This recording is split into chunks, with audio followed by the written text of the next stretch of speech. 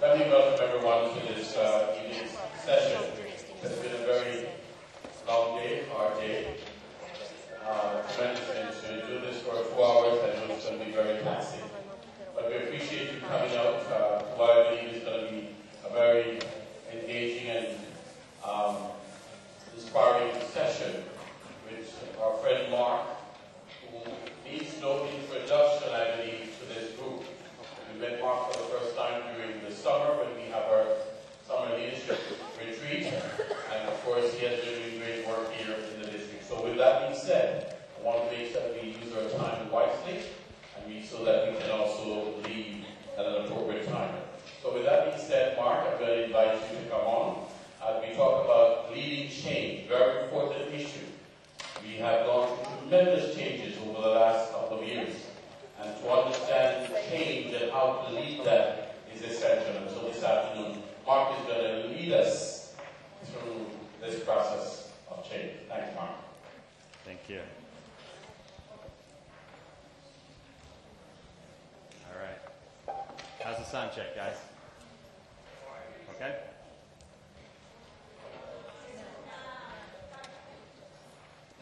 It's going to be a two lavalier day. One for you and one for the videotape. And let me know if you get some feedback on that.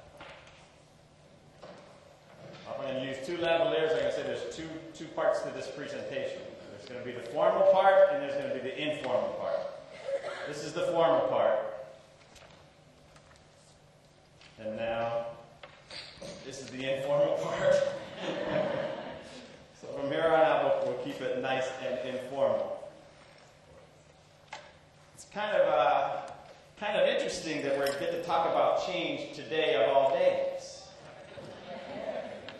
Because when you stand back and you look at it and say, well, our president-elect really has run on a platform of change.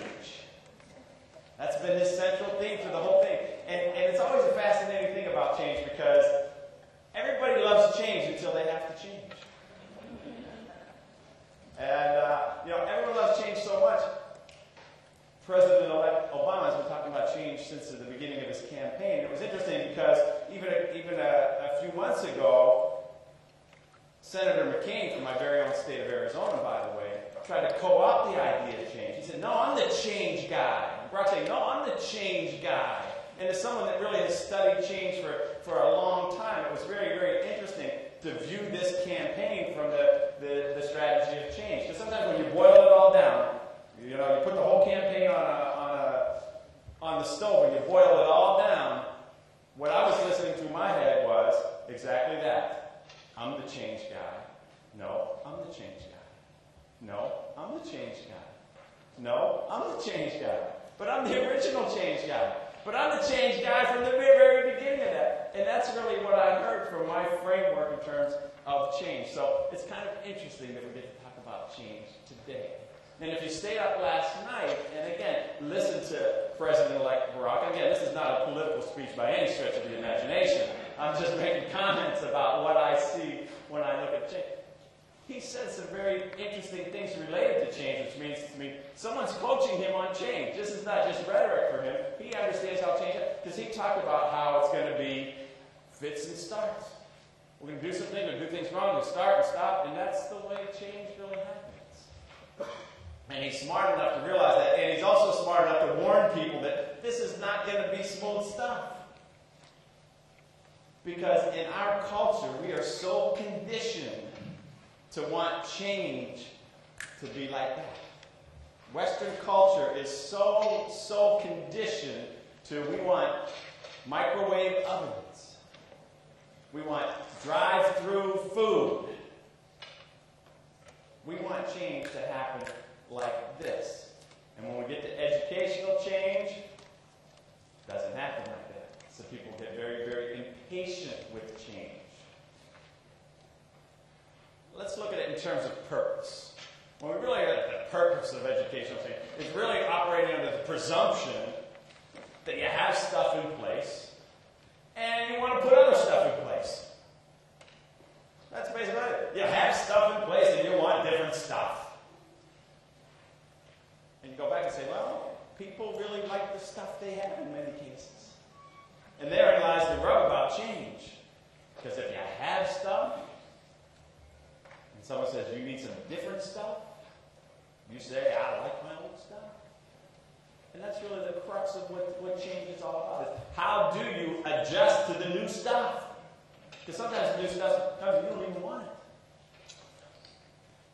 Sometimes you do want the new stuff, and then it makes it easier to accept the new stuff. So you think about that. Even how little changes can begin to throw people off. I know in my world, I have routines. I have to live by routines. I know exactly how long it takes me to get to the airport. I know exactly how long it takes me to get through security. I expect my plane to take off and land on time. If it doesn't, I get a little anxious about that. If it doesn't, and again, these are things that I don't have control over necessarily, because I'm certainly not going to go up and fly the plane. So we get into real nice habits, real nice routines. And education has its routine as well. So when we start shifting things around, it throws us off our game. So let's begin with this. You have stuff. Sometimes you want new stuff. That's the basic premise.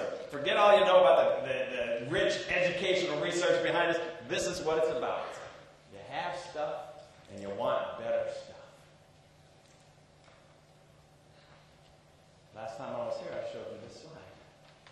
And I said, what happens in education? Again, there's a good 50, 60 years of research that this is how education changes. Get some new stuff. And I said last time, you always know as educators when you get new stuff because you get the new binder. Thanks, Derek. Yeah, you get the new binder. That's the new stuff. And then what we know is when you get that new binder, anywhere from the minute you get it to maybe 3 or 5 years later, it's gone. And then, Terry, what happens? New stuff. And we know that this is the pattern. This has been a consistent pattern in educational change for a long time. So it's really breaking this apart and saying, how do we really break this pattern of forming,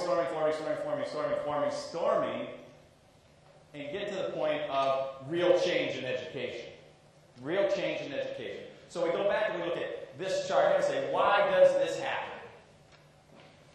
Well, there's really two main reasons we're going to talk about today as to why this happens.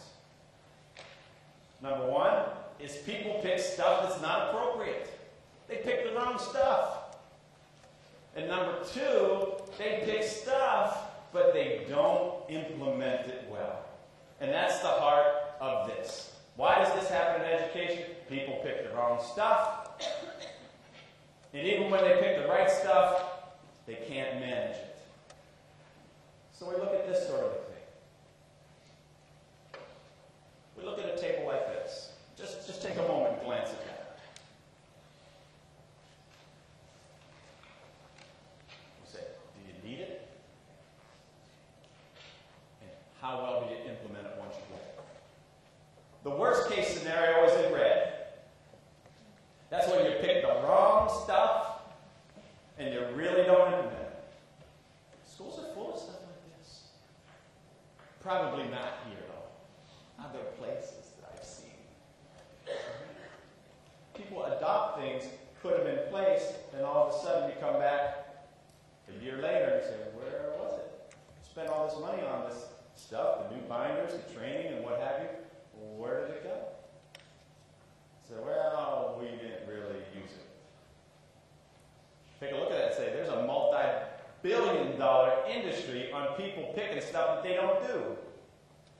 No different than, as I said last time I was here, gym memberships. Gym memberships work on people picking the wrong gym and not going, or the wrong diet and not adhering to it. And then, of course, there are people that pick the appropriate intervention. They pick the right thing, but don't implement it well.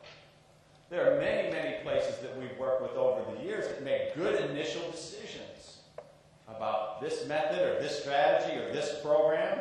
They put it in place, but man, as soon as it hits the streets,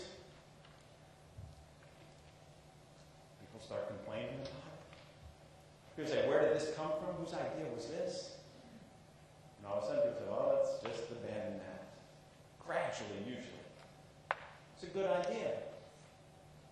You see things like, and I think the last time I was here, we talked about professional learning communities. Professional learning communities is a good decision.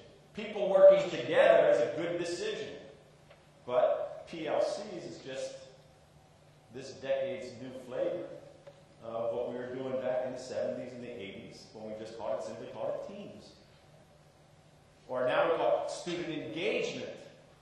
Whereas back in the day, if you will, we just called it student involvement. All right? And now we begin to tease that out a little more. But those were all good ideas, but not really implemented well. Take things like higher order questioning. How many decades have we been working on higher order questioning? Bloom's taxonomy. Now in Florida, we have to talk about Webb's depth of knowledge sort of thing. All right? Same thing. We go into classrooms and say, are people asking higher level questions? Not necessarily. Your school's like, no. But generally speaking, same issue. Great idea, poor implementation. Then, of course, and quite honestly, there are some places that I work with where they make a decision about something. I stand back and say, ooh, I wouldn't be making that decision, but I support it and work on implementing it really well. And quite honestly, a bad decision with strong execution, you can get some pop out of that. You can get some good pop out of that. You really can. But the bottom line is you really want to be up here. You want to pick the right intervention for the right place at the right time with strong implementation, and that's where you want to be. So really, anything on this side of the quadrants is a great thing. This more so than this. So let's kind of tear it apart and look at it from this. Let's first take it from the standpoint, the content of change. You say, what change are we talking about? How do you know if the content of the change is appropriate? We've studied schools for a long time. We say to someone, why did you select this intervention? Why did you select this program? Why do you have this thing in place? And someone says, well, way back when someone came and said, we have a problem. We have a problem. Someone said, well, we need to get the committee together. Let's figure out what to do in terms of this thing. And all of a sudden, a lot of time and effort and energy, and sometimes money and training is put together, and then you roll something out and people say, why are we doing this? And it really wasn't a problem to begin with. So selecting the right content is really key. What is this? This year's new thing. This year's new thing. Very common strategy why people pick certain content. Again, I go back, I guess it's been about maybe 6, 7, 8 years now, when DIBELS really came around as a reading assessment. Prior to that point, when we started talking about fluency, there were just a few people that talked about fluency. DIBELS came out, all of a sudden, everybody talks about it. Everybody talks about fluency now. Fluency is a hot topic. It's a wildfire change thing. Everybody talks about fluency. Now, of course, you have to qualify that, because when we talk about reading, we talk about fluency, people tend to talk about rate. Say, why fluency? To be honest with you, if you're going to pick an intervention, fluency is a good one because it's going to hit a lot of issues. But a lot of people pick fluency not because kids needed it, because there were some kids that were fluent readers before. It's just a hot topic that year. And you think across the whole educational landscape, say, what are the hot topics out there? What are the hot topics out there? And say, you can't fall for what the hot topics are out there, because if you do, what you find later on is you're implementing something, putting something in place, and all of a sudden you realize no one's doing it. And it's not working, or you've got really a hollow intervention. When we talk about adopt, abandon, adopt, abandon, adopt, abandon, why we're so addicted to that is because it does create the illusion of change. Adopting something, not implementing it, adopting something else, and every few years adopt something else gives the illusion of change. Bottom line is, if it doesn't change instruction, it's not very worth much. That's the heart of it in education. We talked about that last time as well. Bottom line is, increase student achievement. Number one thing that increases student achievement is improve instruction. Improve instruction. So when you look at the content content of what you want, you always have to say, to what extent will this improve instruction? You always have to run it through that filter. To what extent will this improve instruction? And if that doesn't rate high on your Richter scale, so to speak, you need to think twice about it. Recognizing that there's a whole industry out there designed for you to buy stuff. Again, go to New York City and think of the people that own those skyscrapers in education. And you look at floor after floor after floor after floor after floor after floor. And are there researchers there? Nope. Are there marketers there? Yep. All designed for you to pick content that you don't need. All designed for you to pick content that you don't need. So content is a key thing. Think about different professions. Think about different fields that operate based on what we call taste. The fashion industry. What's hot, what's not? Hey, purple's real hot this fall. You're right in line. Right in line, purple's hot. Art, very faddish, except for the classics. Education. Didn't even know, did you?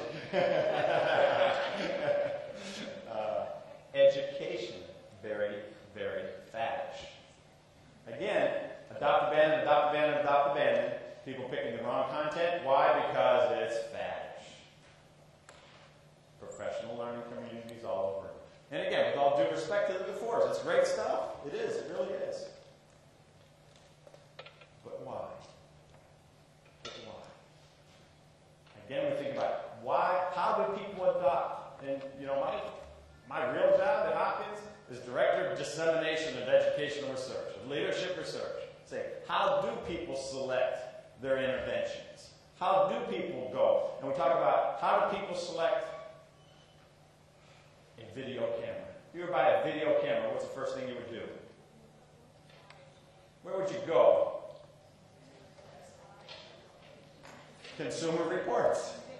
You go to Consumer Reports and you read some independent reviews of, does this work? Does this not work? What do the experts say about this? Someone that knows something about video camera, how do they rate it? Does it have 3 shutters or 2 shutters or thumbs up or thumbs down or what have you? Take a look at those things. When we look at education, say, how do people select interventions? Word of mouth. Word of mouth. I heard someone over there do something. Someone here. It's very tribal in a sense, how people make decisions. Or number 2, tradition. It's the way we've done it. We're going to continue to do it. Or we look at politics. A lot of people make changes and adopt things because that's what's on the list and we have to make the decision. Think about the textbook adoption whole process. Think about that entire process. How many years go by before you have to adopt something in Florida? So like 5-7 year process, something like that? You think about that whole machine. And why is that whole machine put in place? To make sure that kids have the most up-to-date textbooks? Alright, so you got to stand back. In this country, you always have to follow the money. You always have to follow the money. Well, that's why in this country, we make decisions about this or that, or even funding. DOE says, we got money. People say, well, we got to buy stuff. We got to buy stuff quickly. Or you take a look at school budgets, usually around April, May, June. April, May, June, if you look at the bottom line in a lot of companies, those are big money months for people that are selling stuff. Why would April, May, June be big months for that? Use it or lose it. Use it or lose it. You've got to spend that money before the end of the fiscal year. So once again, when you start looking at April, May, and June and how people spend their money, it's a big money month for people that are selling stuff. And it's also a big month because it really, really promotes splurge buying too. And of course, marketing and vendors. Marketing and vendors, marketing and vendors. All designed to get you to buy stuff. So, why do we adopt and abandon a then a lot has to do with, do we need it? Or do we want it? Or do we just have to spend some money? Or did someone else say that we do this, so we want to do that too? And you really break away change. That's really at the heart of a lot of educational decisions. So really, if you want to stop the adopt, abandon, adopt, abandon, adopt, abandon, and again, there's only 50 years of research on this, you have to stand back and first you have to do the proper diagnostics. You really have to do the proper diagnostics. And that's a very, very challenging thing in Western culture. Questions that you have to ask yourself before you buy stuff. Before you adopt programs, adopt strategies, adopting is, what are your goals? What do you really, really want? You want to increase math achievement? You want to increase reading achievement? You want better science achievement? You have to think deeply about what is it that we really, really want. And then you have to say, do we have it? To what extent do we have it? How big of a problem is it? You're trying to gauge, do we need big change here? Or do we need little change here? And then, of course, you have to verify it. Because every organization has someone that we call the queen. Or sometimes it's the king. The king comes in and says, we should do this. Those are always the words that we look for. And we call those very carefully. When someone comes in and says, we should do this. And if that person is the matriarch or the patriarch of an organization, a lot of people in the organization will be quiet. Oh, I'm not going to say anything here. Because again, there's this informal power thing going on here. And if someone says, we should do this, a lot of decisions in education get made on that. Because it's not verification of the problem. Do we really need this? Or does this person just need this right now? Does only that individual need it? Or did something happen within the last hour that caused that person to say, we need this? And you see this in terms of behavior programs all the time. It's a meeting after school. People come to the meeting. Maybe in the last half hour, something happened in someone's classroom with a kid that was just blew their top. Sometimes they say, we need behavior management, we need consistent behavior management program, we need it now. And they start using words to the extreme. Everyone, or no one does this. And all of a sudden, if you don't verify that program, people say, well, let's do this, let's begin adopting things, let's put things in place. You have to stand back and say, how big of a problem is this? Big problem? Little problem? Episodic or more long-term here? And then, of course, the next one is the root cause and then the intervention. I shared this with you last time, but let's just touch on it. This is the process for decision-making. Again, the same questions, just in different format. What do you want? That's at the heart of it. Not, I want this intervention. What are your student achievement goals? Number 2, where are you now? Number 3, do you have a problem? Which is basically, how big is the gap between what you want in terms of student achievement and what you have? If that gap is wide, then you have to say, yeah, we have a big problem. Big problems mean big changes. Little problems, little changes. And that's a big step in this whole change process, is making sure that you adopt or identify problems that are proportional to the distance between what you have and what you want. And then, of course, once you say, yeah, we have a problem, then say, what's causing that problem? What's causing that problem? What's causing that problem? What's causing that problem? What's causing that problem? To get at the root cause of it. And once you get to the root cause, you say, now, and only now, what intervention should we consider? And again, Western culture, someone says, we have a problem. Someone says, we should do this. New binary. 3-step process. 3-step process in Western culture. We have a problem. We should do this. Buy it. And you think about sometimes in education, we really value that leader that can get things done, that can make decisions. And that's true in a very chaotic environment. And I always say, if this building were on fire, I wouldn't stand back and say, now, what's the critical factor here? What percentage of the building is on fire? What caused the fire and how did that happen? There's a time for rapid fire decisions, and there's a time for good, solid, thoughtful decisions. And that's a big challenge that you all face in schools, because going from a chaotic environment, you get conditioned to make very rapid fire decisions, which sometimes do not serve you well. So you have to stand back. And again, let's contrast this with the whole election process here. Because if you listen closely to the change process through the last election, the economy starts to tank. John McCain says, abandon the campaign, get back to Washington, and let's solve the problem. Barack, different type of style here. Different type of style. He says, wait a minute. A president should be able to do more than one thing at a time. John, you're not even on the committee to do this. Why are we bending it? Two different styles to this. One style was, we need to do something now. Barack's style was very different. Defined in the media as cool. Let's talk to people. Let's make some phone calls. Let's get around. Let's get a fact. What he's really doing is verifying the issue here.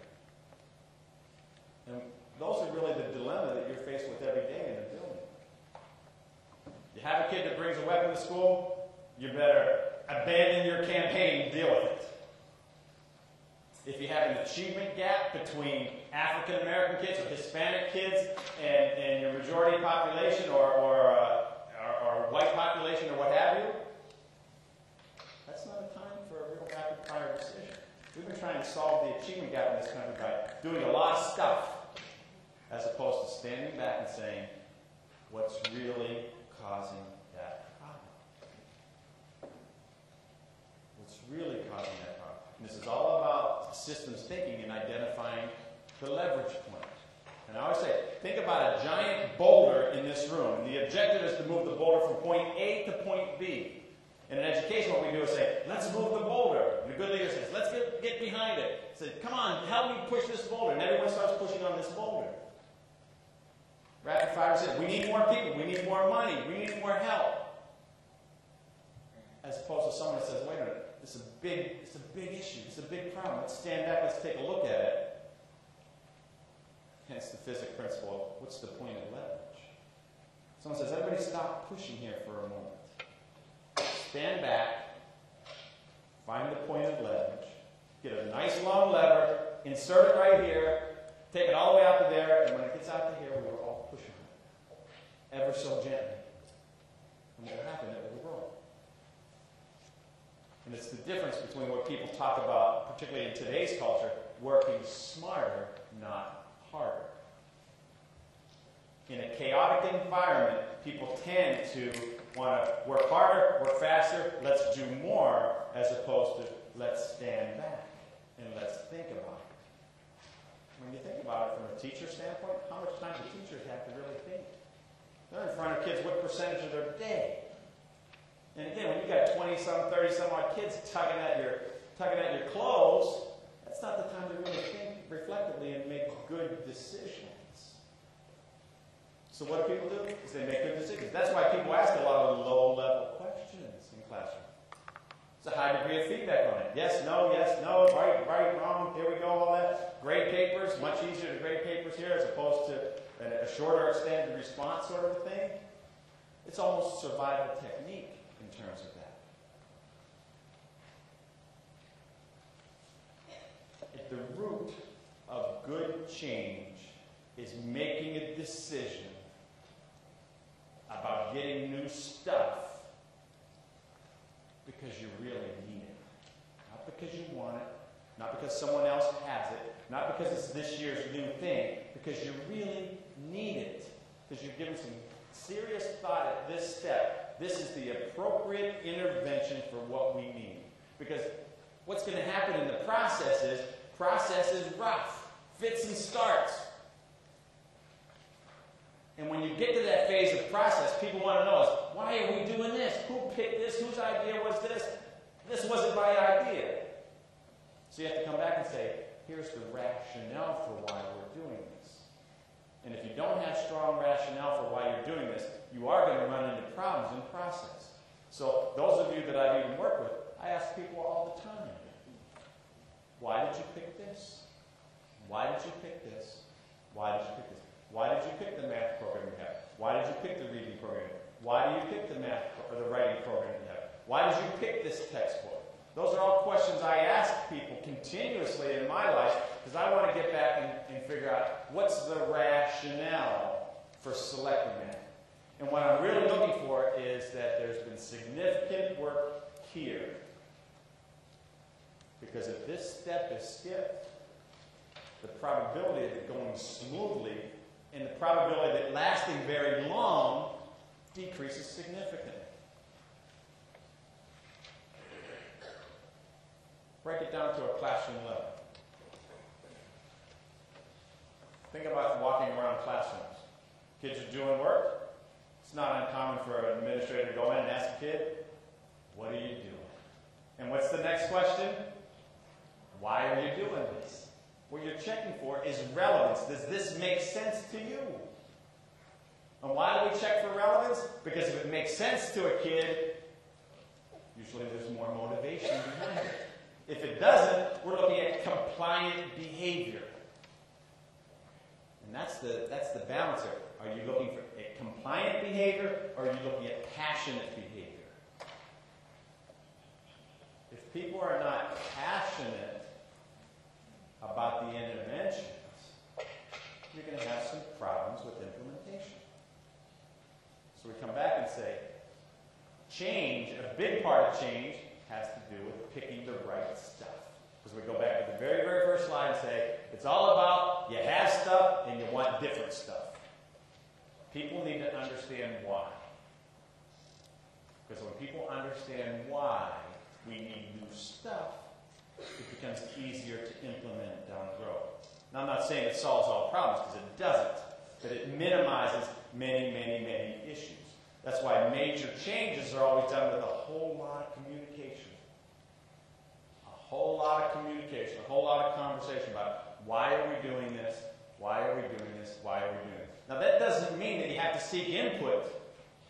All right, people always say, well, let's go to the participatory management, because quite honestly, that's a fad too. That pendulum swing. Participatory management to authoritative management. Bottom line, as a leader, you need both. It's not one or the other. You need both. And there are times when you say, this is what we are doing and writing because our scores are so bad that we need to address it now, and no matter how much you love what you're doing now, I'm making a decision. But when you make an authoritative decision, you need to recognize you have to lead that innovation differently. When you have participatory management, you have to be careful of that because people want input all day long. And when you seek input all day long, someone thinks that, well, somebody just make a decision. So there's both ways to do that. But the heart of this part of the conversation is, if we're talking about change, people need to understand why. And that's only done through some serious communication, whether they're involved in making the decision or whether you're telling them that this is what the decision is. People still need to make sense out of that. This is just a shameless little plug here. This is our own website. This is our own consumer reports for educators. And we put on institutes on a regular basis saying, hey, you want to find out if something has real research behind it? Go to our website. Check it out. And it's nothing more than a consumer reports where we have a team of researchers that just scour the educational landscape and say, yeah, this is solid research. No, there's no research on this. Or there's research on this and it really doesn't work. And that's when it's really in trouble. We find people that adopt things. They say, oh, we want to do this. And then they look at our website and say, well, there's some serious research on this program that shows that it really doesn't work. But we do about every quarter back at Hopkins. Matter of fact, we just did one in October where we bring people in and say, how do you make good decisions about what works?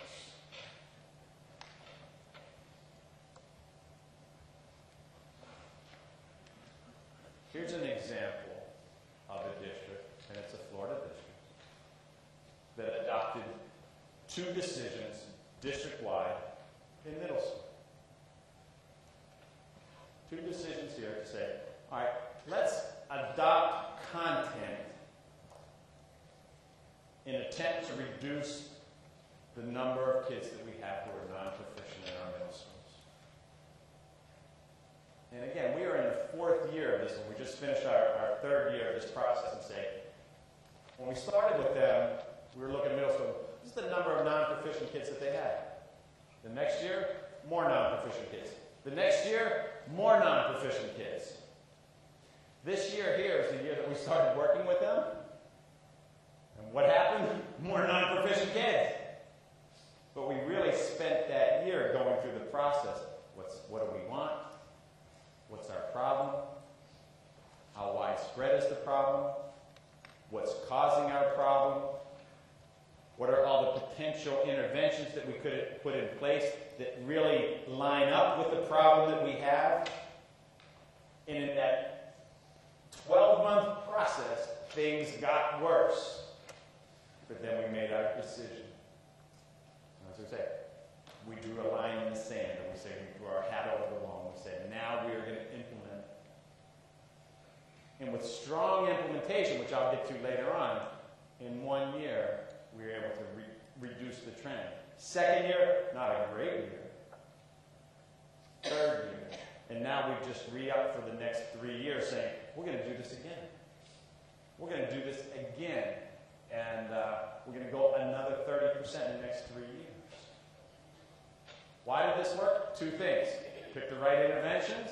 Are they perfect interventions? No, none is. Then we work the process, we work the process, we work the process, we work the process, we work the process, we work the process. So think about the value of selecting the proper intervention that matches your stated need. And think about a recent intervention that you've adopted. And assume we were sitting one-on-one together, and I said to you, why did you pick this? Why did you pick this? What led you to that solution? And again, if we were working together on a more extended basis, we would do this in a case where I say, pick an intervention. And then tear it apart. Do the archaeological study of saying, what was the very origin of this? What were the steps that you went through that led to picking this? And when we have people really tear it apart, they begin to say, ooh, we went down this road because this is what happened here, and this happened here, and this happened here. And the real question is, if you could make that decision again, what steps would you take? And when people reconstruct that, they begin to say, okay, this is how you really put it together. This is how you make the good decision that comes together. And then once you have that pattern down, it increases the likelihood of, when you have another major decision to make, and you say, this is the steps that we need to follow. It's very, very hard to break the habit of, we've got a problem, let's do this. We've got a problem, let's do this. We've got a problem, let's do this. We've got a problem, let's do this. But you do have to go slow to go fast. Because quick decisions with no implementation leads to another quick decision with no implementation, leads to another quick decision with no implementation, as opposed to taking your time, picking the right intervention. As I say, part 2 we'll talk about what is the predictable patterns of change that people go through. So take a minute, because I know it's late in the day here. Take a minute and think about something that you've put together. Think about something that you've adopted at your school, at your site. And say, how did you really land on that? How did you really decide this was the thing that you did? And just kind of share it with the person next to you. Pick someone next to you and say, we did this at this school, and this is how we came about picking this.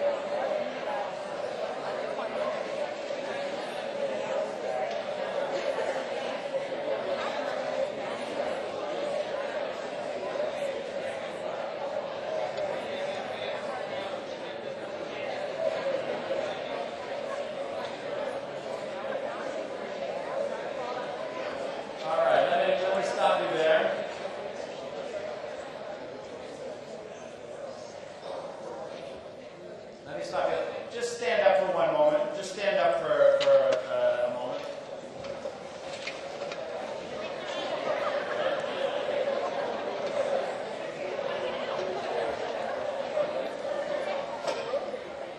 All right. Owen told me we needed at least 15 seconds of PE so you can sit down. All right, have a seat. Get that blood flowing at this time of day here. Oh, is that enough time, or do I have to do this again before I get out here? You know, I do that in jest, but just think about it a moment. I said stand up. How many of you really groaned inside? Yeah, absolutely. Because I asked you to change your position.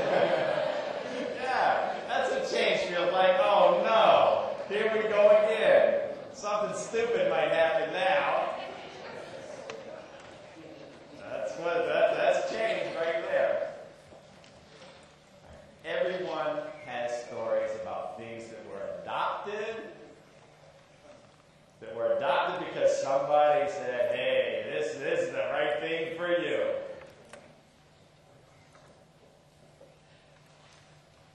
When you look at change, and you look at the theory of change, you always have to ask yourself,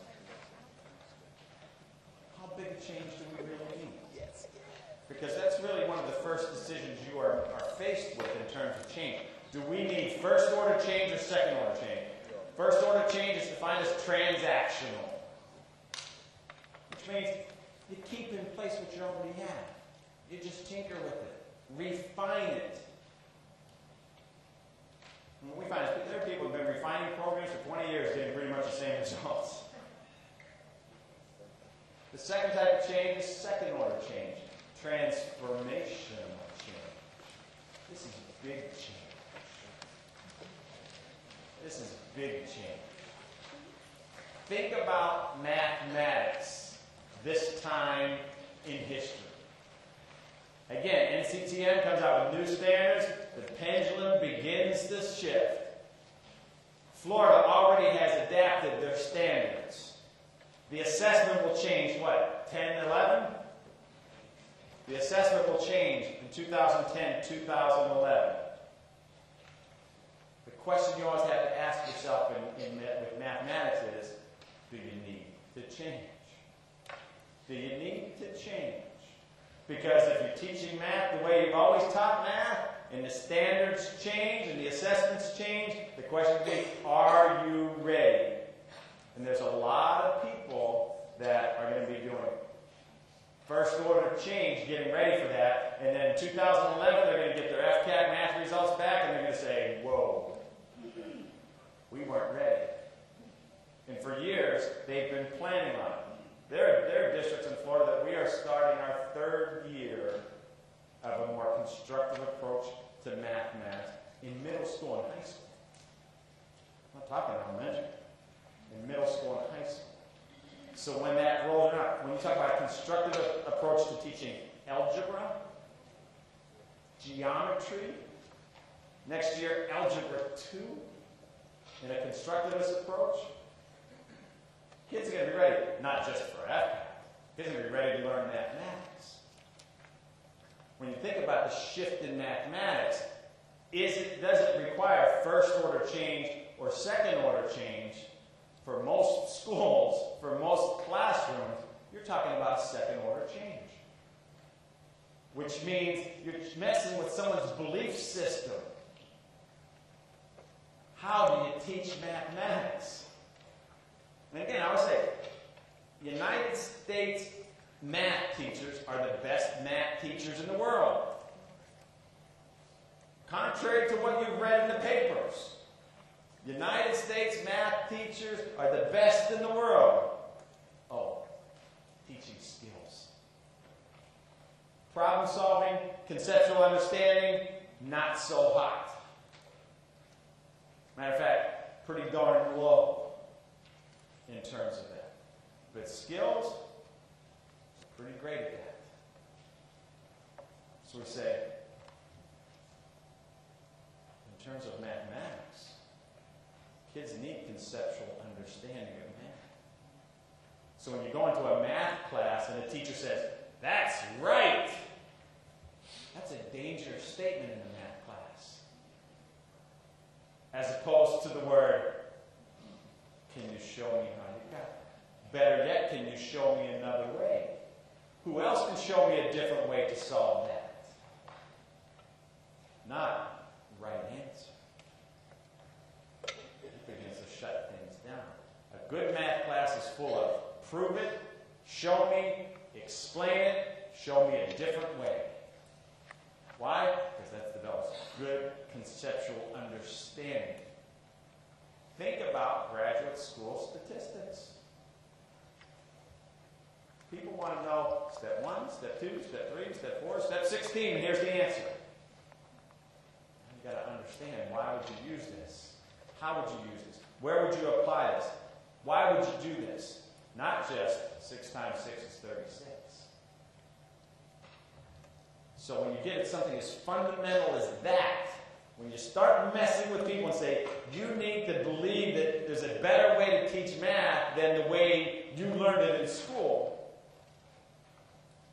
that's much, much more severe change than me saying stand up.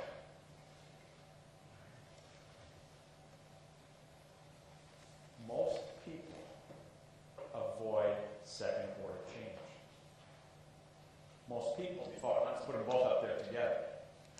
Most people, when faced with a decision, should we make an overhaul or should we tinker, tend to go to tinker. And that's one of the main decisions that you have to make as a leader. When to tinker and when to change things wholesale. People that do the type of work that we do at the center, we only hire them if they have real-life experience in doing this. If they've taken a school that's been restructured, shut down, or a district, and they've successfully led this, that's the type of people we need. If they don't have that experience, we don't hire them. Because they only have experience in first-order change.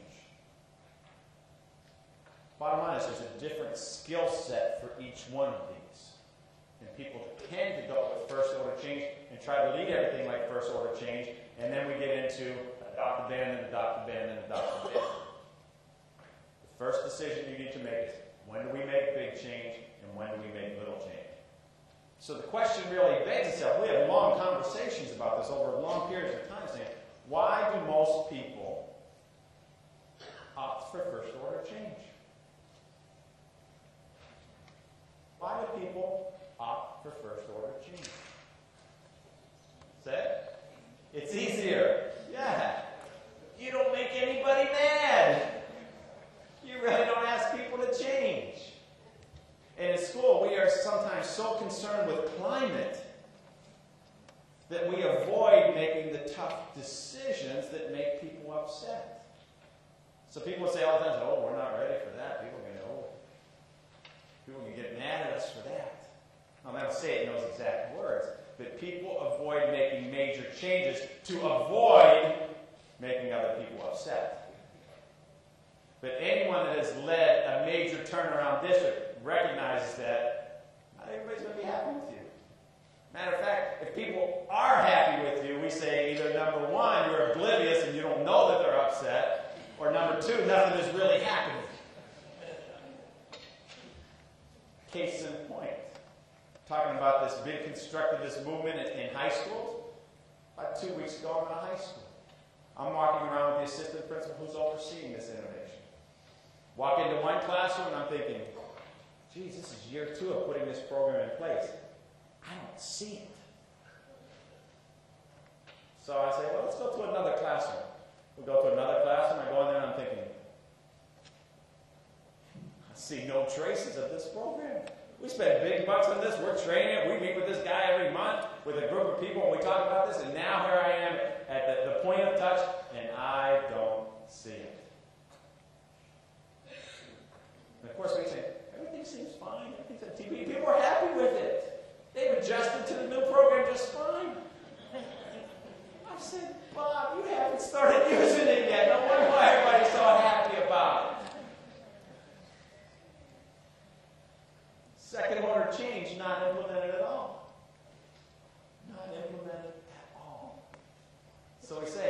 What are the barriers of doing second order change? The number one barrier is it's going to make too many people upset, and typically it's going to make sometimes your strongest teachers upset.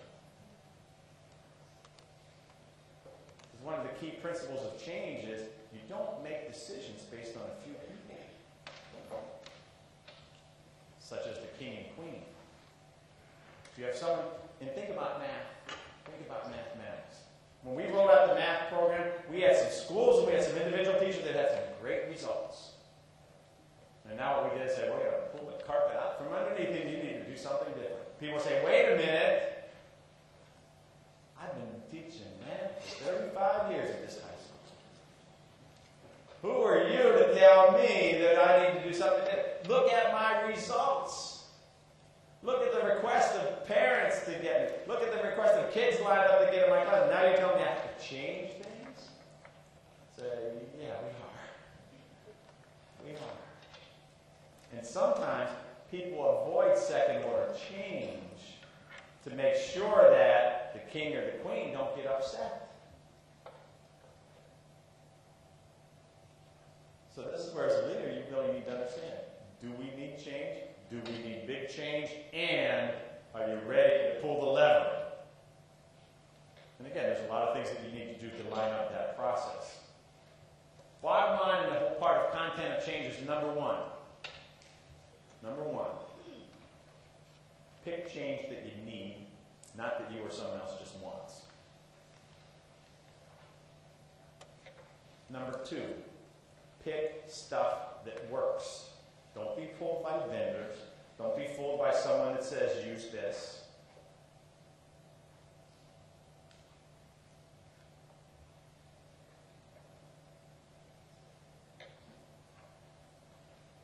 And number three, when you need to make big change, make it. Now, when you make big change, this leads to part two of this presentation. You need to know how to lead it. You need to know how to lead it. So this is where we get into the process of change. And this is really the fun part of the change process if you really want to know about it. Because the interesting thing about change is it's highly predictable. It's highly predictable.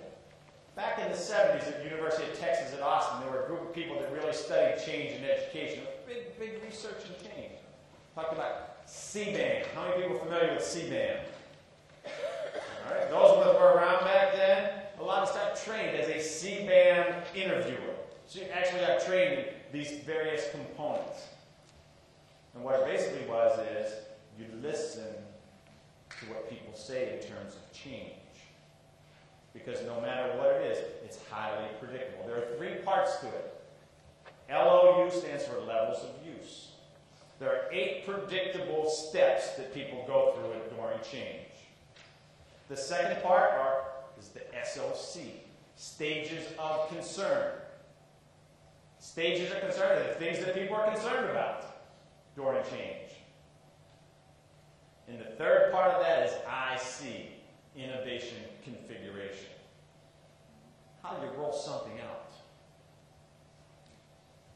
So these 3 interchanging pieces, if you understand these and understand these well, allow you to implement all sorts of change, big and small.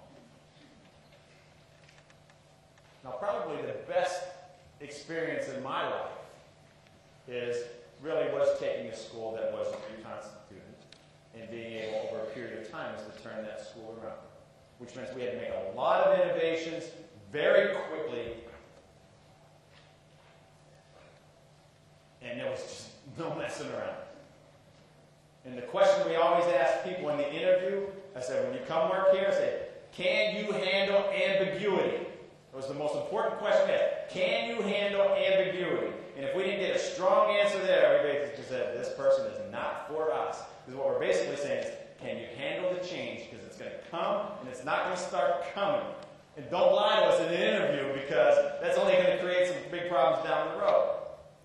Now, at the end of that whole process, when I decided to leave that school, we did exit interviews with people and said, okay, how are we able to really take this school from point A to point B.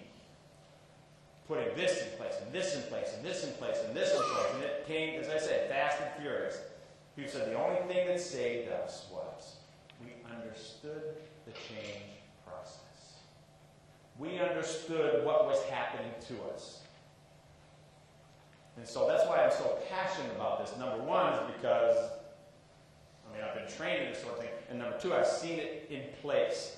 And I've seen the testimonial of people saying, this is what gave us hope in the midst of change. So let's look at the levels.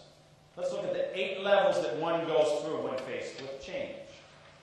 The interesting thing about this is it's very, very predictable. Everywhere I worked and everywhere that I have worked since, I don't care if you're putting this math program in place, or this reading program in place, or this behavior program in place.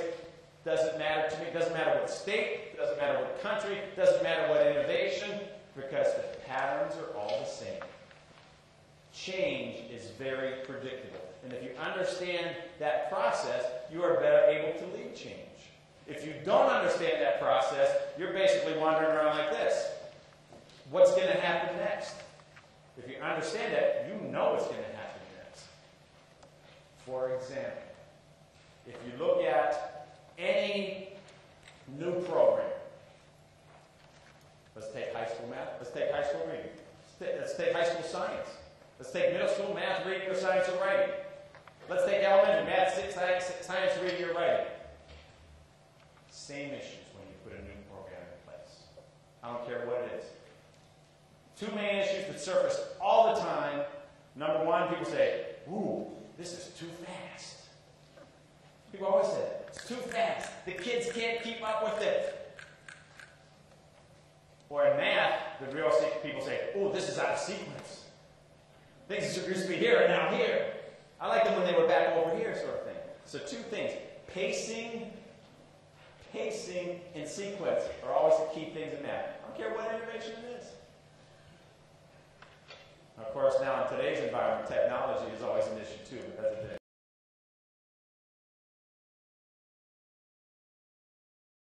Change your behavior. Think about global warming for a moment. Concerned about global warming? Everybody says, yeah, I'm concerned about global warming. You say, well, how much are you willing to change? You say, well, I'll put a bumper sticker on my car. I'll put a bumper sticker on my SUV. That's the degree to which I'm willing to change to solve that issue. And again, listening to President-elect Obama last night, he said, people are going to have to sacrifice. People are going to have to make some changes in order to turn this country around. What he's really doing is getting them ready and saying, hey, this isn't instant Obama here. It's not over today. It just begins today. We've got to do some stuff. We've got to change the way we do business around here. And if we're ready to do that, real change is going to happen. If you're not expecting this to happen, forget it. It's over.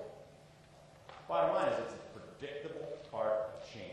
Any second-order change has that dip. And then, of course, then you get up to the norming part and say, okay, after a while, people say, hey, this piece of cake, I died. And this is a real stage that's tricky, too. Because a lot of people, when they implement new things, stop here. If they get past the storming, they stop here. And the idea is recognizing that it goes up to here. Let's look at this through a different lens. These are the levels of use. Let me just walk you through these quickly. If you went to someone and said, have you heard of X? And someone says, no, never heard of it. In your mind, you say, all right, that person is at non-use. And again, the idea is how do you move someone from non-use to orientation? You get them information. Just send them material. Say, read this. Take a look at this. Go to this in-service. Go to that. Get more information. That's a standard thing that you do. So if you have something in place and you say, oh, we need new stuff, the first thing you have to do is give people the information. That's a natural part of the process. All right? Then once people have the new stuff, you have to say, how do I move them to preparation? Now, there's a big difference between orientation and preparation. And the example that I always use is, as a principal, or even as a superintendent, you think about, people come and say, send me to this conference. Oh, there's a great conference in Las Vegas. I listen to the right. All right. Or there's a big conference in San Francisco. Is that better? All right. Send me there. So maybe you send people to that conference. And they come back, and usually when people come back to that conference, they have had a heavy orientation to something new. And then you come to your office and you say, and again, they're all happy about stuff. They've got their canvas bags. All right? They've got their binder with the name on it. They got the jump drive now. They got all the toys, the pens, the pencils, the sticky notes, all that. They've got all that stuff. And they're saying, we should do this. And they're all excited about it. And again, this is the decision point for you. All right? Is this something we really should do, or is this something we should not do? And keep in mind that most people that have received orientations never really get to this level. Say it's something you deem as good, if you paid for it, it better be something good. What you're listening for at this stage is a timeline. When you're interviewing someone, say, I've gone to this conference, I went to this workshop, I went to this thing, the district office for this in-service, somebody went to a behavior in-service today, and you come back and talk about what you listen for very, very clearly is, when are you going to put it in place? If someone says, and on Monday, I'm going to do this, Monday is an indication of time. When someone speaks in the language of time, they move from orientation to preparation. If they don't make that movement, as a leader, you say things like, that sounds wonderful, that sounds great, when can I come see it in action? So in essence, what you're doing is you're moving people from this to this. Most people go to conferences, they got a lot of information, they're excited, they come back, they got their stuff, they put it in the room because they've been gone for 3 days, 4 days, they're back into the chaos. Most stuff that people see at conferences never make it to the main street in the classroom. Why? Because people have had a lot of orientation and stuff, but have not committed to using it. Your role as leaders is to move people from here to here, simply by saying, when are you going to do it? Now, in American culture, actually international culture, there's one day out of the year that is the big preparation day. What day of the year is that? When somebody says, this is the day that I'm going to start working out. This is the day that I'm going on a diet. What day is it? New Year's Eve. New Year's Day is the big preparation day in American culture. Because people will talk about getting in shape all year long. And then New Year's Day comes out, they start talking about 2 weeks beforehand, they start talking, I'm really going to do it now. I'm going to the gym tomorrow. That's the difference. These people talk about it all day. These people commit to a timeline. Your role as a leader is that there's a good innovation getting people to this stage. Now, once you're at preparation stage really is that forming stage. Getting ready to use it. Getting myself psyched up. I'm getting my materials together. I'm getting this in place. I'm doing all this stuff to get ready to make this happen. And then it gets good. Then we move to here. Let's think about this in terms of cooperative learning, because that's the best example that I had to give here. Cooperative learning? Oh, I've heard of that. I've been to in-services. I've been to workshops. I know Spencer Kagan. All right? I'm going to start using it on Monday. Well, in a word, describe to me what cooperative learning looks like in a word. Chaos. Cooperative learning looks like chaos.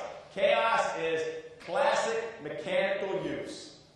Mechanical use is the first time you do something. And when you're implementing major change for the first time, it's a mess. And the bottom line is, that's why change is oftentimes so hard for people. Education is full of perfectionists. Have you noticed that? People want to do things right. People want to feel efficacious about their work. And when they put them in a situation such as, let's teach math in a constructivist manner, people say things like, I tried it, the kids couldn't do it. Or, it didn't work. Or, the way I was doing it before worked better. Mechanical use is a natural part of the change process. And this is what you have to get across, number one, to yourself, and number two, to the people that you're asking to change is, it's okay for it to be messy. It's all right. It's almost what we call say, sometimes you need to give people permission. You need to give people permission. Because again, what do we have in this day? We got our walkthroughs. We're walking through. And people need to understand it. When we're walking through, it doesn't have to be perfect. As much as you would like it to be perfect, if it is, another thing about mine, you haven't learned really how to do it. Mechanical use is a very, very predictable stage of change. When you put real change in place, expect this and manage this. Why? Because if you don't manage this, what happens? We go back to this. This is the adopt, put in place for a day, and abandon process. Right here. Why do we not get past this? Because we don't understand that it's a predictable part of this. Expect the waters to be rough here. So when people hit this mechanical use stage, you say, number one, you have to make sure they have everything they need to make this happen to the best of your ability. So your best tool at that point is asking people, what else do you need? And we say you provide technical training, and equally important, you provide emotional support. And then the third part of that, which is crucial, is you don't waver. You don't fold at this point. You don't say to people, oh, go back to teaching it the way you were before because you're such a wonderful person. Or you don't say, just use it here and there. Modify it any way you want to. Pick and choose how you want to use it. All sorts of things happen in the mechanical use stage. You want to manage change, you must master this step here. The water is rough. People complain. People say things like, whose idea was this anyway? I had no input into this. What's the phone number of the union? All right? Those are all common things. Those are all common things. So when you put change in place, you need to let people know, it's, hey, get ready for this. Get ready for this. I'm messing you up. You start thinking about new teachers. New teachers tend to go through change much easier than more seasoned teachers. Because they're just saying, hey, help me. Give me the technical support. Give me the emotional support. Help, help, help. Experienced people, you have to recognize that maybe they were up here with what they were doing before, and what you've done is knock them down to here. That's why change is so difficult for seasoned people, because you're taking them out of their comfort zone and knocking them down to here. And when you do that, you have to be sensitive to that. You have to be sensitive to what you're doing to people. Leading people at that stage is not doing it this way because I said so. Not that you do that. But you got to recognize it. I'm asking you to do things differently. In the long run, it's going to be better for the organization as a whole, and indeed for you. What we've taken people that are very, very comfortable with stuff, and we've changed the way they taught, say, like reading. And they say, I was very, very effective as a reading teacher. Now I have to do this. And if you can manage them through this stage here, what happens is eventually they become great reading teachers, because programs don't teach kids. Teachers do. But it's getting people over that emotional hump of, hey, it's okay. And again, when you put an innovation in place, particularly a program in place, people begin to feel like they're losing their academic freedom. their ability to make decisions. And academic freedom is a big thing in this country. People want academic freedom. They don't say, no, this is the way you have to do things.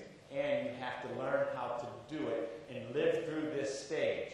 People want to modify, change, revise, do all sorts of things at this stage. You need to, number one, hold the line. Because what people are trying to get you to do is go back and remake the decision. They're trying to bring you back all the way down to here and say, let's make a different decision. You say, no, I already made the decision. But a lot of the behaviors that people exhibit at mechanical use are all designed to get leaders to rethink their original decision. Adopt, abandon. Adopt, abandon. Adopt, abandon. And again, sometimes it's very, very subtle. Like, let me just tinker with it. Let me massage it here. Let me massage it there. Those are all code words for us of, it's on its way out already. It's on its way out already. So you need to know how to lead mechanical use change. Number one is you already made the decision, so stick to it. Number two, give people the technical support and the emotional support to make it happen. And sometimes the emotional support is more important than the technical support. It's going to be okay. We're going to get through this.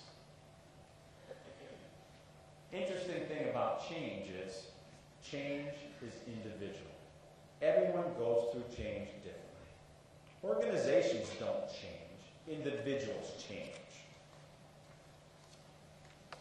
Right? That's the point of change. And you need to recognize that some people will say, hey, no problem, and skate right through this. Other people have to work through this stage. It takes them a long time. Other people choose to be here because they want to be here. Because the longer they're here, the longer they can come here and say, hey, see, I told you it wasn't working. And that's when we go back and say, they're not even trying. It's mechanical use by choice. And again, this is where you have to discern as a leader. Is someone really implementing this change, or are they just messing with me? And we see people messing with you all the time. Go in and see it, and say, oh, put it in place. When you leave, they stop doing it and think that you don't know. I mean, you can tell those sorts of things. Taking people from preparation to mechanical use is all about recognizing that, number one, you've made the decision. Number two, that people need help. And number three, people need support. Eventually, most people will move to this. That's what we say. In any major innovation, the issues of September and October are not the issues of November and December. They change. Matter of fact, in major changes, what we oftentimes say to people is at the mechanical use stage, we give them an index card. And we say, write down your concerns. And they write down their concerns. Sometimes people need 3 or 4 or 5 index cards. Write down their concerns. And then we keep them. Number one, we say, let's solve some of the issues that people are putting together, but then we keep them. And then about 3 or 4 months later, we give them back to people and say, these are the things that you were concerned about 3 or 4 months ago. And people look at those things and say, we're not even concerned about those anymore. The bottom line is,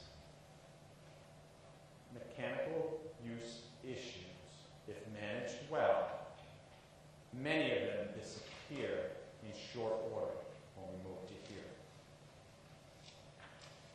Right?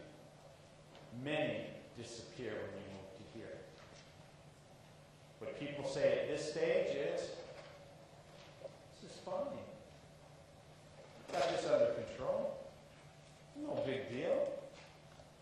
No problems. Concerns are very, very low. The waters get very, very calm. In the words that people use in routine a whole lot are words like, I like this. I am not having any problems with this. And that's fine stuff. People here will talk about the program or the strategy.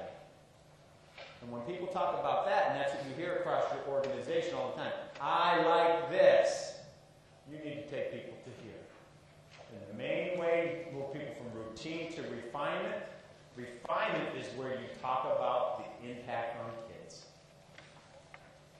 Routine, you talk about the strategy, the program, the structure.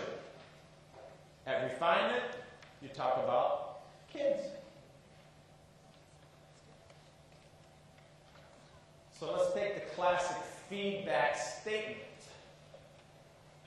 When you're giving feedback to people at the refinement stage, you say things like, I noticed that when you asked that high complexity question, you gave kids about 60 seconds to think about it, which was followed by turn to the person next to you and discuss it. And when you said who responded, almost every kid in the class raised their hand. At refinement, you want to make the connections between the innovation, the strategy, the program, the teacher behavior with student achievement. Because refinement level is all about achievement. And again, when you go into a culture, when I go into your school, what I'm listening for are the words, I need my mind. I like this. This program is in place. And people are going to talk about their programs all day. I'm thinking, all right, they're at the routine. But if they're talking about the impact of those programs on children, on students, that's a whole different level. And your role as a leader is to move people from the conversation about program to what impact is it having on kids. And this is where you're using your data, and this is where you're using your anecdotal stuff. Most people stop implementation right here, to be honest with you. Now with the advent, well not the advent, the introduction more of data, people are having more conversations here, but not linking it back to the behaviors. So let's just run through this again. I don't know anything about the innovation, go get an in-service. Now I know about it. Widely known, but not used. Here I commit to using something. Here, everything goes haywire. It's a mess. And think about the first time you go to a gym. Haven't been to a gym in 2 years, go to the gym. What's it feel like day one? It hurts. Introduce a new teaching methodology to an experienced teacher, it hurts. All sorts of behavior manifests itself to avoid that or go back to what wasn't working before.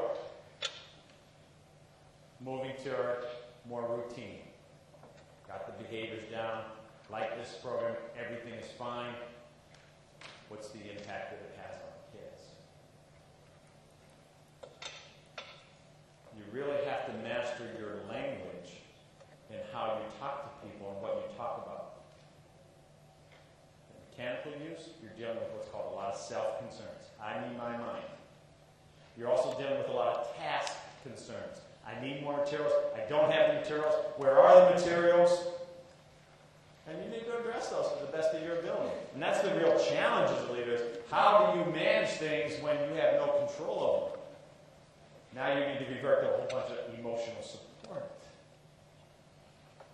And what you always look for in a leader is no blame.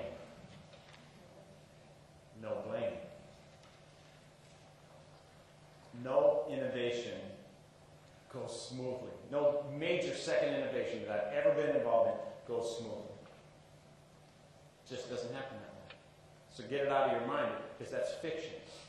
Recognize that materials aren't going to show up. People are going to get mad at you. People are going to want to go back to their old habits. All of those things are going to happen. And you need to hold the line. You've already made a decision, and you help nurture people through that by giving them more training and more support.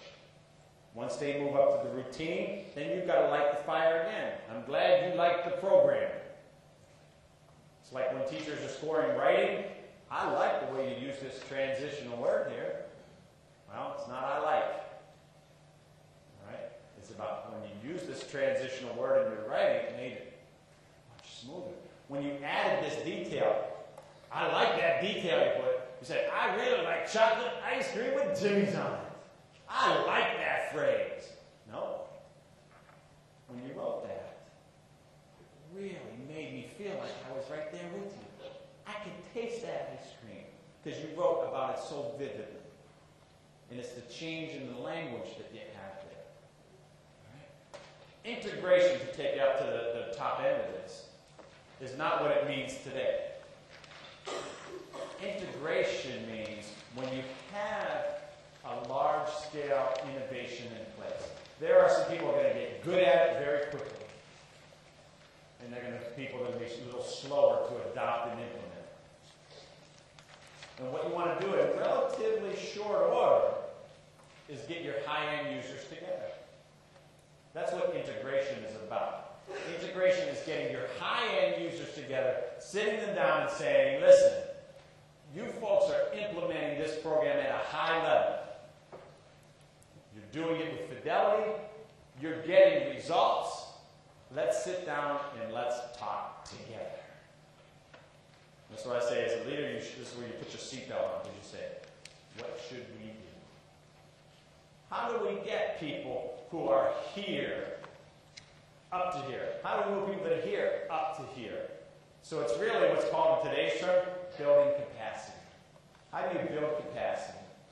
How do you get your high-end users to sit down and solve problems and help implement the program so it's not just you? Now, the interesting part of this is people who are at this stage want to act like they're at this stage. They'll say, let's change this, let's do this, let's do this. I got to say, no, you haven't even learned to do it the way it's supposed to be done yet. Which means we're not going to let you change anything until you go through that process. Renewal is about making those continuous improvement changes to it, but after you've learned how to do it. And sometimes that's a process. I look in terms of the slide I showed you earlier, the 3 years, the 30% reduction in the number of non-proficient kids. We haven't budged for 3 years off of people messing with that program. We've got those 2 programs in place and we are still hammering on high fidelity. And in the 4th year, we're still not messing with it. I'm thinking maybe 5th year, we're going to begin opening up that door a little bit. And say, okay, now, how do we begin to really, what's called, build to suit? Only because people have gone through all of those stages, gotten really good at doing the program, so to speak, and gotten really good at understanding the impact on kids. Then we'll talk about refining or integrating new ideas into what we're doing. You never let people in mechanical use make major changes. Because when they make major changes, they typically go right back to what you were doing before, what they were doing before.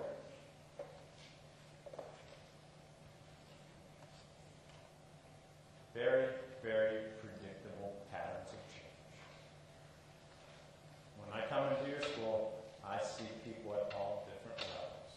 And that's the filter that I have in my head. Just by listening to what people say. People say, we don't have the materials. Or, I like what we were doing before, typically are right here. People that say, hey, this is going just fine, probably right here.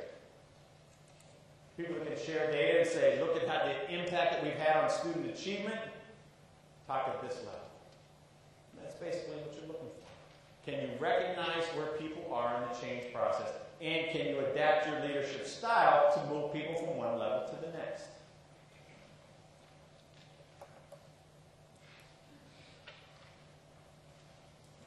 Level 0, never heard of it. Level 1, I want to know more about it. Level 2, I'm going to start using it next week. Number 3, ouch. I'm going to go back to what wasn't working before.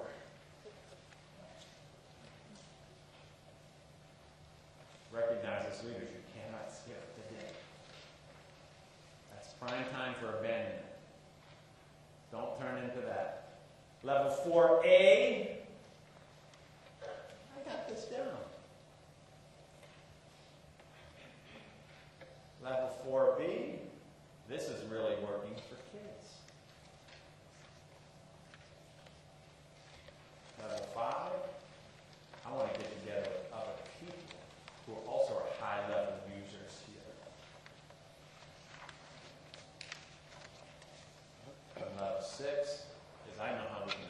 on this and make this even stronger. If you have those steps in your head, recognizing that everyone in your building is at a different place at a different time, because change is individual, makes it much easier. Key principles about change. Number one, change is a process, not an event.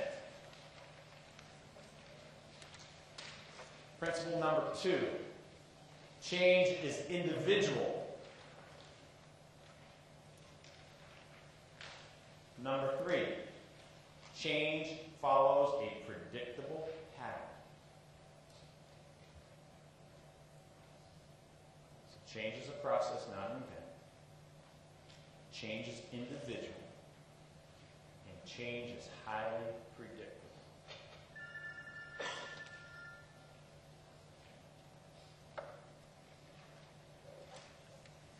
What we say at this stage, mechanical use stage, heavy technical support, heavy emotional support, and don't go back on your original decision. You cannot skip the dip. You can only minimize it. You can only minimize it.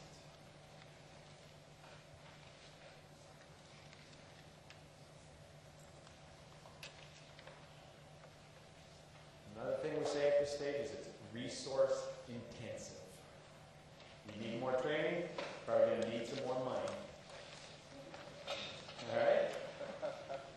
You think about, and let's forget about education for a moment. The number one reason why businesses fail in this country is not because people don't have great ideas. The forming stage is great. Business plans in America are great things right now.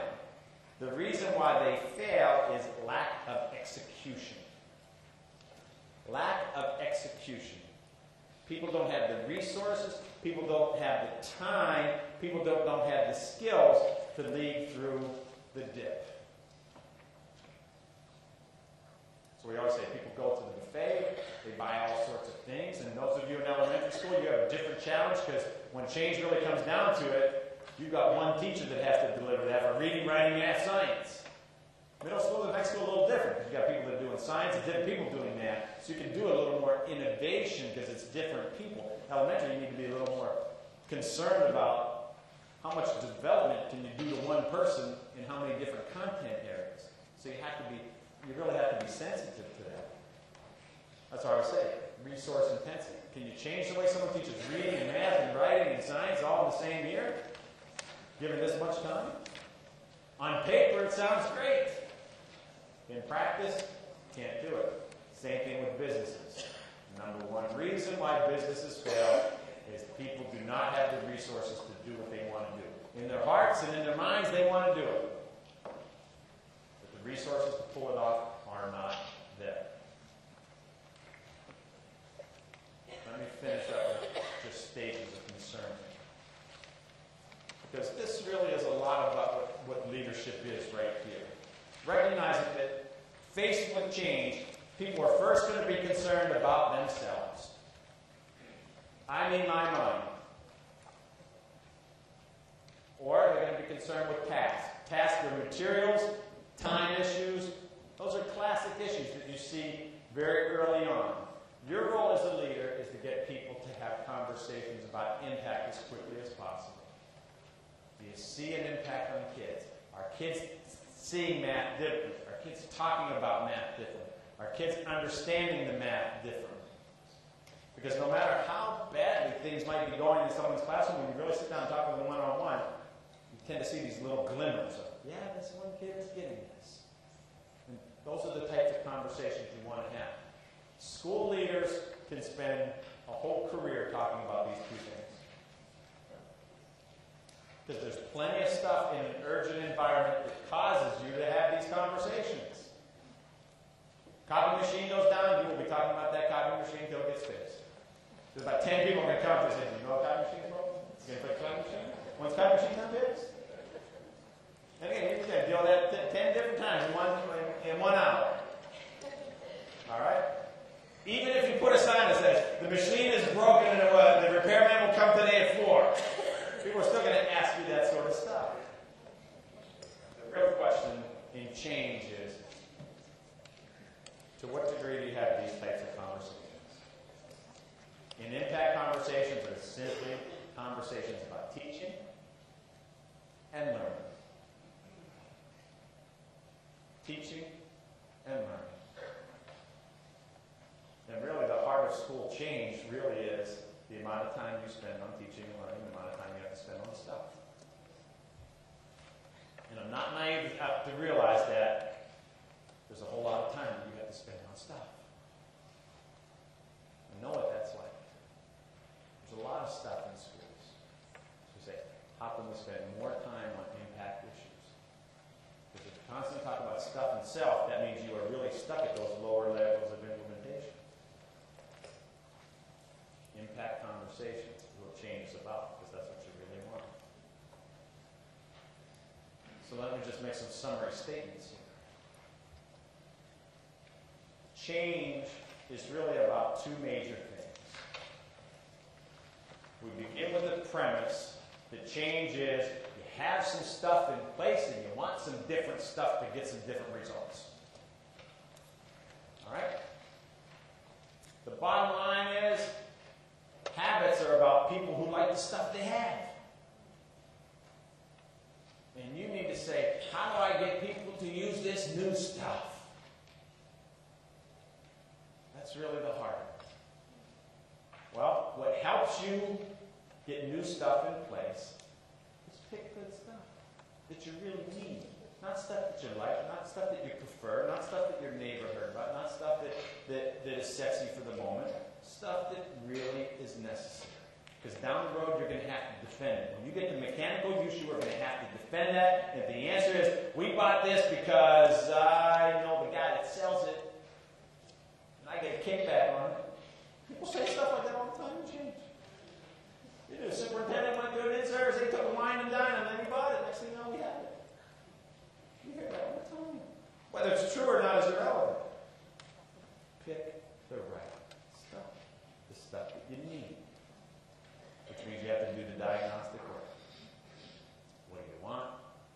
What do you have? Do you have a problem? What's causing your problem? Of all the stuff you can replace it with, why that? And make that conscious decision. Once you pick your stuff,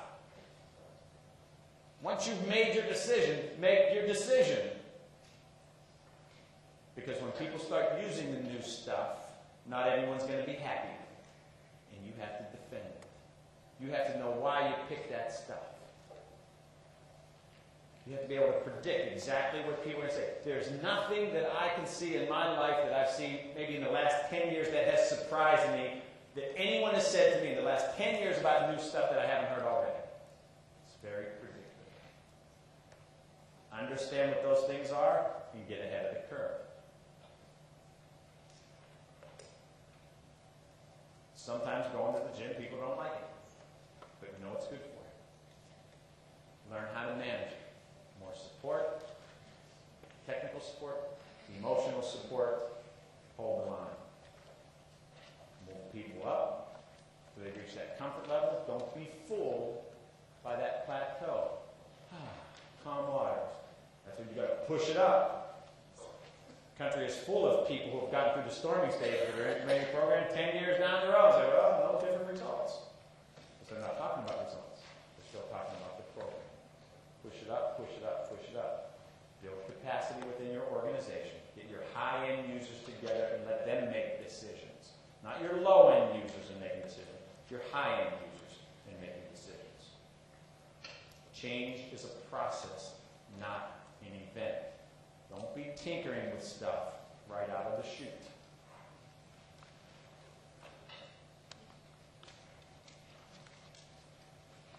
The last part that we really haven't talked about is the innovation configuration, and that is just helping people. What are the benchmarks for implementation? We say we have to do this, and it's a big comprehensive program. Like how do you teach math differently? We break it down and we say, all right. And I look at different places in the world and say, get your pacing down. Get your pacing down first.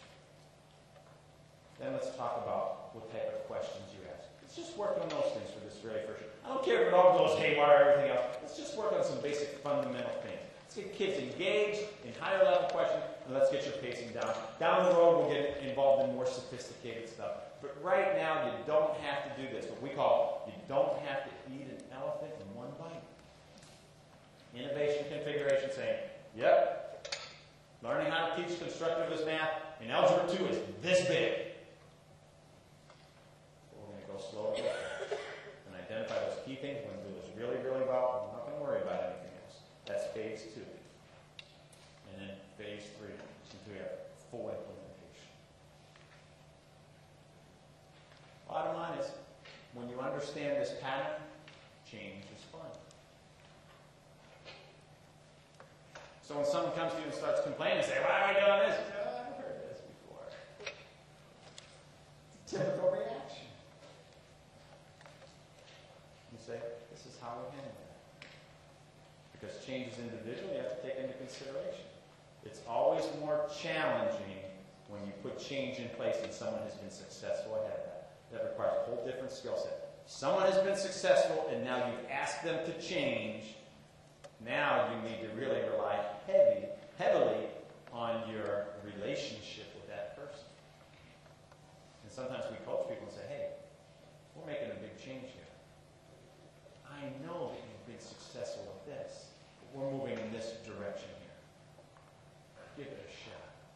Give it a fair shake here for a year. If after a year you don't like it, then we can talk about some other options. But let's give it a fair shake. So it's that negotiation with really your top dogs. One of the things you don't do, though, is let your top dog opt out.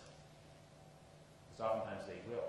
Let me do my own thing, and I'll get you the results. And if you let your top dog opt out, it really undermines the whole change process. And people oftentimes say, leave that person alone if they get the results that I'm looking for, where everyone else has to do it. Never works. Never works.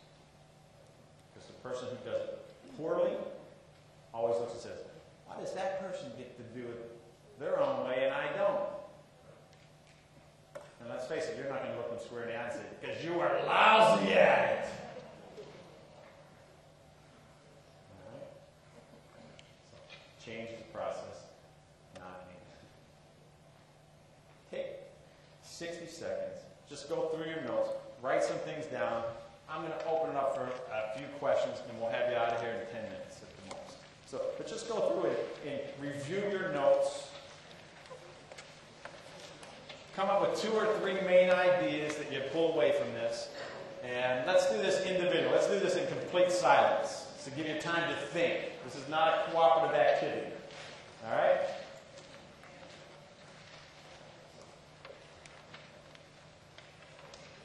All right, so give you 60 seconds of just think time. No discussion.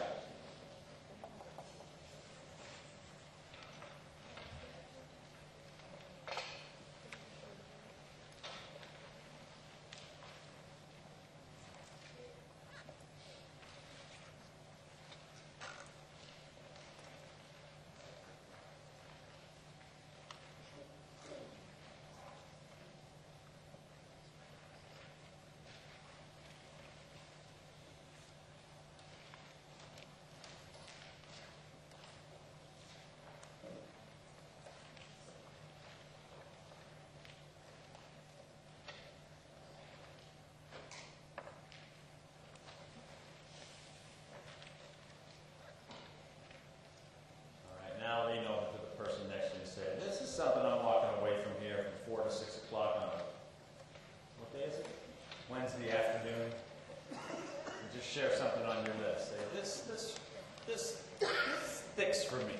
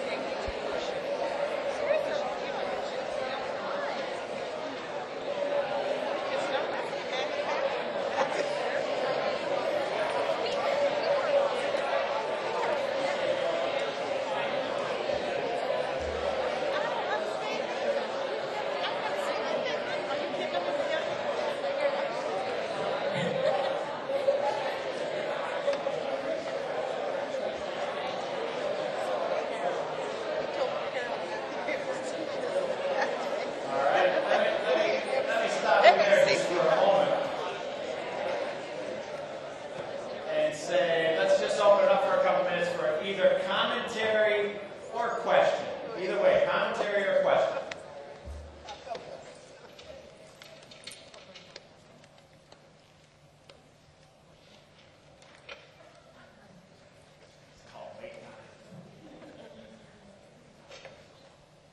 My question is, when you're taking a look at trying to determine what is the cause of whatever your problem is, how do you know that you're at the root of that cause?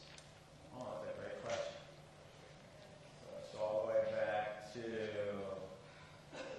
this issue of how do you know you're at the root of that cause?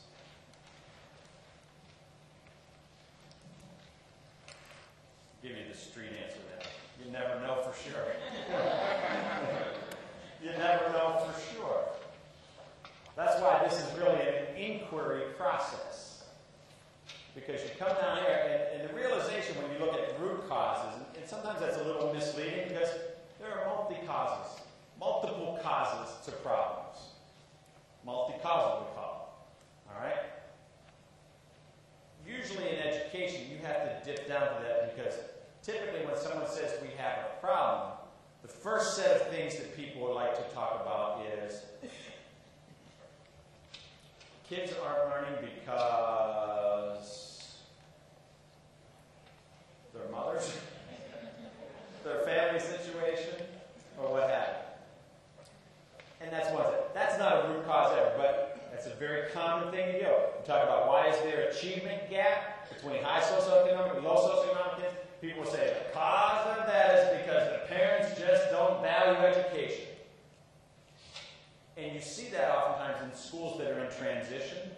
So you start changing the boundaries of schools and stuff like that. Very common thing. People start saying the kids we have now are different than the kids we had before.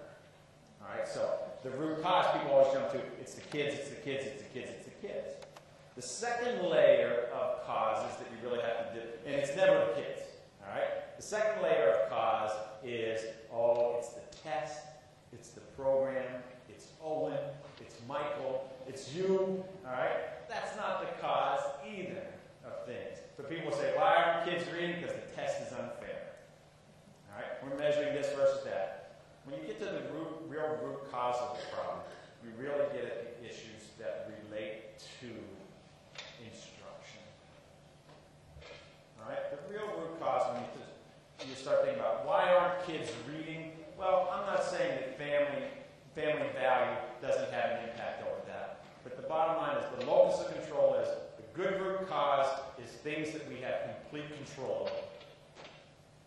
So we start talking about what we teach, how we teach, and the time we spend on it.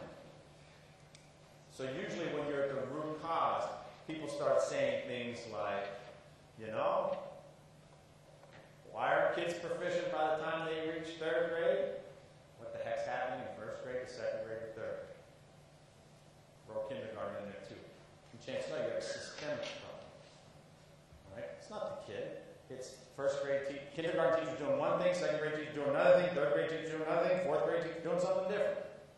All right? So you never really know, but when you get to the point where it really focuses on instructional issues, or even, let's think about it in terms of writing, because writing is such a big deal in Florida. You know, why can't a kid write a paper of 3 levels so that you can meet AYP? Well, it comes down to good diagnostic. Good diagnostic is good root cause. Good root cause analysis, and let's just take a look, because we've been talking about this all morning. Talk about if you have a kid who's writing a level 1 paper, why is he writing a level 1 paper? Not because he didn't have writing beforehand. It's because chances are he can't find one idea to write about. When he writes about 3 different ideas. Or he can't organize his thoughts. So why can't kids organize their thoughts? And say, well, how do we teach kids organization? Or people say, the root cause of reading is kids are not fluent readers. They're not fluent enough. Say, well, is that the root cause? Then why aren't kids fluent enough? Begs the question, how do we teach fluency around here? It's the cultural question. It's the instructional question. How do we teach fluency around here? Let's see, how do you teach fluency around here? Chances are you've got 10 different ways to teach fluency. All right, so root cause of the problem, always comes down to, if you really want to make a difference, you look at where in the instructional system is it broken, and how can we fix it? And we always like to say, at that root cause stage, if you get to the point where you say, I have found the problem and it's me, chances are you found the root cause. It's me. Because again, we'll work with this all the time. Why isn't a kid writing? No life experiences. Can't organize a style, all those things. You do all those diagnostic work, and it all comes down to the reason they're not doing it because we haven't taught them and figured out how to teach them the best way. It's a tough question. It's probably the most difficult stage in all of this. But we know, for example, in root cause analysis of writing, a kid who's writing to level 1, difficulty with ideas, difficulty with organization. The kid that can't write in level 3 probably isn't writing proper extensions or elaborations. You have a kid who's a 5, is not a 6, it's probably a voice issue. No, probably doesn't have his voice in terms of that. So you really dig down there, and that's the way the state rubric really lays out. So, root cause analysis, always look at instruction. Now, the other band to that is sometimes it's a behavioral issue. Maybe you've got all the instructional interventions in place, but the kid's not there. You say, well, it's a tardy issue. It's an absentee issue.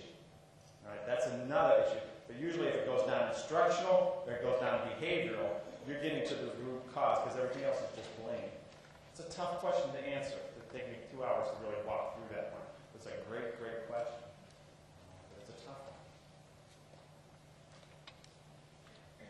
Sorry I didn't answer it any better. Question or comment? Question. Mark, in organizations that are undergoing a lot of change, this is very helpful for us to see the predictable nature of it. Would it be equally as valuable to share this process with the individuals on the team that are going through the change so that they understand how predictable what they're feeling and experiencing is? This is my favorite story, and I shared it with the group that I was working with last month, of going into a teacher's classroom. And walking in there as the principal of the school, and the classroom is not what you would say looking good. All right? So walking into this teacher's classroom, the teacher looks at me, I look at the teacher, and you see the teacher kind of flipping through what I call their decision-making Rolodex. The wheel is turning, and there I'm watching to say, what are they going to land on? What decision are they going to make? This teaching is nothing but decision-making. Say, where is the wheel going to stop? And eventually I saw the wheel stop. Because usually if you walk in and things aren't going well, a teacher will say, they'll make a sharp left turn. Transition. All right? Everybody put everything away. And good teachers really make it look like you just happened to walk in at that precise time when I was just going from one thing to another. And say, wait a minute, I've been here long enough to realize that's not what happened. But I knew at that point, when that guy's wheel stopped, and he looked at his kids and he looked at me, and because we taught this to every faculty member, he walked over to this, and we used to have people post this on their wall. This had to be posted on your wall in your classroom. He went over to me and he said, and at that point I said, and I left. But basically what I did is give him permission, and he said, hey, I'm trying this stuff. It's all messed up. You said it's supposed to be that way. I said, that's a great day. That's a great day. I would much rather have you muck through something than not try it at all in terms of that. And so you have that stage of mechanical use where you really have to give people permission. So to me, when people understand this is rolling down and this is going to happen to you, people will come to you and they take great pride in saying, hey, I never went through that stage. Or at least they won't admit it. Or they'll do everything in their power to say, I'm not going to behave like that. I'm going right to here. So it really teaches people what this really professional behavior means. Muck through it. Get at it good. Because what changes people from here to here, quite honestly, is preparation. How much prep work they put in it. If someone's not putting in the time at this stage, they spend a long time there. So you have to prepare for that. That's why you have to give people time to prepare, preferably as a team. But if people understand what those steps are, yeah, they move right through them. All of a sudden, people are having these conversations at the refinement level, and they're still really at that mechanical use. They're saying, hey, kids are doing this. So you see that sort of movement. So I'm a strong, strong advocate of that. And I know I'm 5 minutes over my time, so I'll stop right there. I'm going to ask you to put your hands together.